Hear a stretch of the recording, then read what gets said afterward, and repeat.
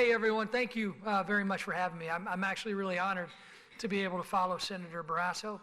The Senate did their job. They passed an authorizing bill. We like to see that. Will we agree with everything that's in it? Probably not. But the sheer fact that they got one done, I think gives us hope in the House, too, that we can do that. And as somebody, excuse me, Omer chokes me up all the time. Sorry, buddy. Yeah, no, I got my Diet Pepsi. I'm good. And they loaded up with a bunch of Fiji waters down here. They figured we were thirsty. Listen, I came to Washington a little under 8 years ago. And I came here to actually fix things. As a former staffer for 16 years, I worked on a lot of transportation issues, a lot of project issues, even the little old evil E word that we used to have. I can go in my district now and I can point out where projects were funded that not only achieved the goals necessary in the transportation sector, they exceeded the economic development goals that our local communities have put forth. Good investments in infrastructure mean good communities, thriving communities, and then also it's good politics. When you can go back and talk about what we're doing to benefit local infrastructure, that to me is where people, constituents, I don't care if you're a Republican like me or a Democrat or independent or whomever, that's a good use of your tax dollars. That's what we can do. But when I got here, I said, you know what? I want to deal with infrastructure. I got on the T&I committee and I chose to stay on the T&I committee. And this year I was really proud to be named by our ranking member, Sam Graves, to lead the Highways and Transit Subcommittee for our side. Now, it's not a coincidence. I kind of knew the FAST Act was going to expire. And why wouldn't you want to be on the committee helping lead it in the area where we're going to have our major reauthorization? So I get a chance now to sit in that seat with Sam Graves next to us, to sit down across the table from Chairman DeFazio, another really good friend of mine, and also the chair of our Highways and Transit Subcommittee, Ms. Holmes-Norton. Now, you wouldn't believe this. This is typical Congress. Look, I am the lead on a full committee in Congress. It's actually the smallest committee in Congress, House Administration, very powerful. You look like you're doubting me, man. Do you want a parking space? Not anymore, man. I got 9 members total on that committee, 3 on my side. But the subcommittee that I lead for our side on Highways and Transit is 59 members. That's bigger than most full committees. But that shows you the interest that my colleagues on both sides of the aisle have in putting together a bipartisan bill that's going to give us this reauthorization package before it expires. I don't want to hear anybody talk about extension, but I know we will. Because when that happens in Washington, it means it just kicks the ball down the road. It punts. I don't like to punt. I used to coach football. If I don't say so myself, if we had a youth football coach Hall of Fame, I'd be in it. You're welcome. But punting was the thing that I hated to do the most. I want to score. And the only way we score is if we get a bill in the House. If we can get a bill that's put through our committee, that's bipartisan, then we will be able to match up with what Senator Barrasso talked about in the Senate. And a lot of the policies, I would look at probably 95% of the policies that are in the Senate bill, probably going to be pretty non-controversial in the House bill. We did some pretty good things in the FAST Act. And remember, we made sure that it's people like Omer who are actually implementing these dollars in our state DOTs. You have a regulatory process that's much easier to maneuver than before. And what does that do in states like mine, in Illinois? It allows the dollars that our state legislators in a bipartisan way took tough votes to put together a major capital plan. It makes those dollars that they've invested for their constituents, our constituents, go further. So instead of having never-ending regulatory issues, never-ending study after study after study, we get to actually laying asphalt faster, right? Now, I know you guys probably don't deal with water infrastructure as much, but it always frustrated me that the average time it took for a Corps of Engineers project to actually move from what I call the paperwork stage to construction used to be 15 years. I can give you a few that have even been even longer than that, than in and around my district. So what did we do? A few years ago, we changed the law and said you have to get it done in 3. Hey, we write the laws. Get it done. And now we can move to construction faster. And it also makes the user fees that help fund the Inland Waterway Trust Fund go further. That's the problem we have right now when it comes to infrastructure. We can come up with the authorizing language, just like Senator Barrasso and his committee did.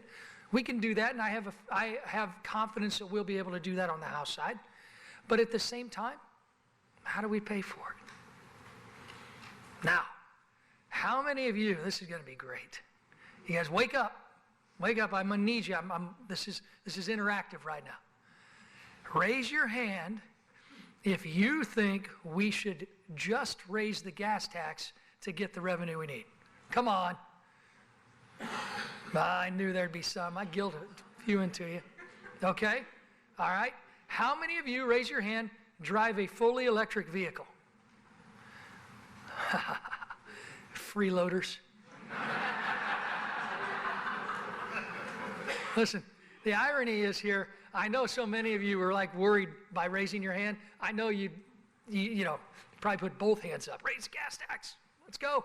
But it's just not going to be politically possible to do it on its own. However, I also want to make sure that we have a well-balanced plan to get the freeloaders, like my friend in the back, and a few of you here, I won't ask you to raise your hand again. You got to pay. Why do I want to make sure that we have electric vehicles begin to pay into the trust fund? Because it makes the trust fund less volatile. I could ask you all to raise your hand if you agreed with me that in the next 5 to 6 years we're going to have a lot more electric vehicles on the roadway. I certainly hope so, because they're going to start making them in my district at Rivian.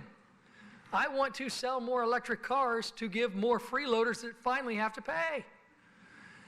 Because that's what's good for our economy. It's what's good for the environment. That's what's good for America. But let's start thinking about a highway trust fund, less in this user fee versus that user fee. Why don't we start thinking about it as a 401k? Raise your hand if you only invest your 401k in one stock. And if you do, I need to chat with you. Enron didn't work, okay? Now, why don't we think about not just the good policy to make the trust fund less volatile by having multiple sources? And I don't care what they are, but for us to get in a spat about the viability of a VMT versus a gas tax raise, I'm going to give you a little hint. Neither one on their own is going to pass Congress. So fighting about them doesn't get us anywhere closer to scoring those touchdowns I talked about, right?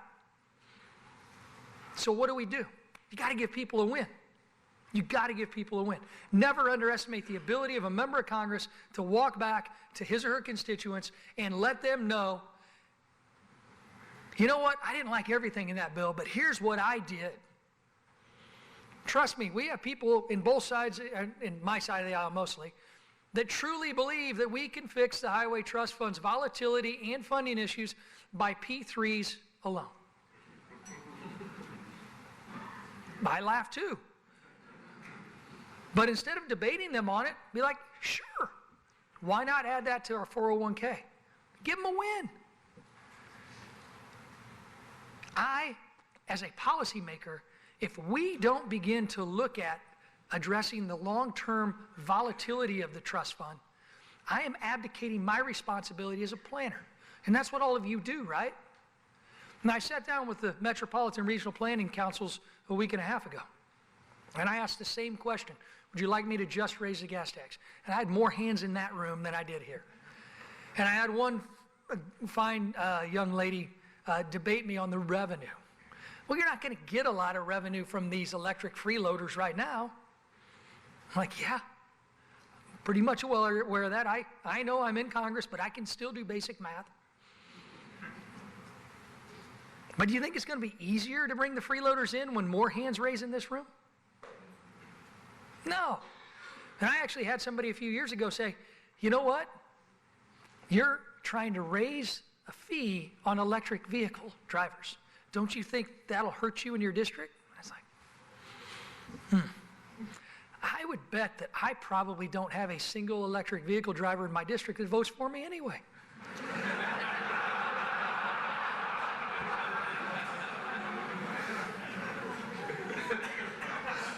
Am I wrong, Homer? Tack that fee on, jack it up. Look. Did you laugh this much at Barrasso? Now, let me rephrase that. With him? Listen, the volatility matters. And never underestimate giving a member of Congress or a legislator at the state level, like our legislators, a win. Because you can go back and you can sell anything if you have a voice.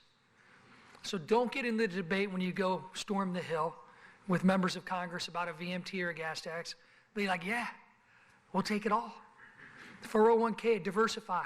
Because if we don't do that now, we're going to have this same debate when I'm grayer hair, and I didn't have any before I got here, and when I'm walking even slower than I am now because I just turned 50. We have to do something. Now is the time. And what is ironic to me is that we will debate this issue incessantly. But we need either the Senate or we need Republicans and Democrats in the House to do what our legislators in Illinois did. They diversified. They made sure that our matching funds coming out of the state of Illinois are going to be less volatile than they are today. That means our dollars go further. They took the tough votes, and it was an overwhelming bipartisan vote for a capital plan that doubled the gas tax. It instituted a registration fee for electric vehicles. It actually added other fees that will create that 401k in Illinois for their road fund. Ironically, we had to pass an amendment a few years ago to stop Illinois governors from raiding the road fund. Is that still working? It is. All right, good, good. Don't do that again. And don't let the guy who started it, who just got out of jail, do it again either. It's Illinois. Take your pick.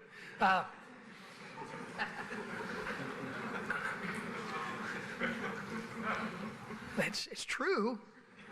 It's true. But you know what's happening to some of my legislator friends who voted for it?